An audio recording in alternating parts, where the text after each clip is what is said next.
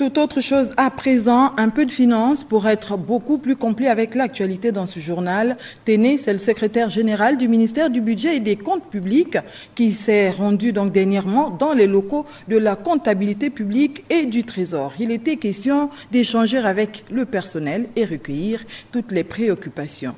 Wilfried Pigan-Vwamba et Louis Bestar, les Nyongo étaient de la partie.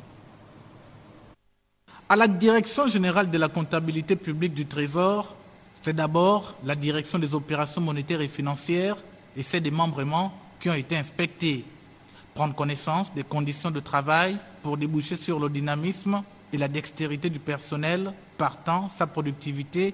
Voici qui intéresse le secrétaire général du ministère du Budget et des Comptes publics. Le ministre d'État, M. Jean-Fidèle Otando, ne nous avait pas demandé de faire dans la langue de bois, il nous a dit de venir voir dans quelles conditions ces agents travaillaient et puis de leur rapporter fidèlement le fruit de ces enquêtes empiriques et lui dire très respectueusement qu'il serait intéressant, important, voire urgent, d'améliorer le cadre de vie et l'outil de travail.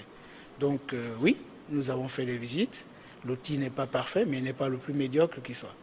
Dans cet univers où les encaissements servent à solder les dépenses régulières, le docteur Arthur Mbenga Ndjeme fait son apparition pour être édifié sur les mécanismes d'appurement des comptes au sein des directions de la centralisation, de la production comptable et des règlements.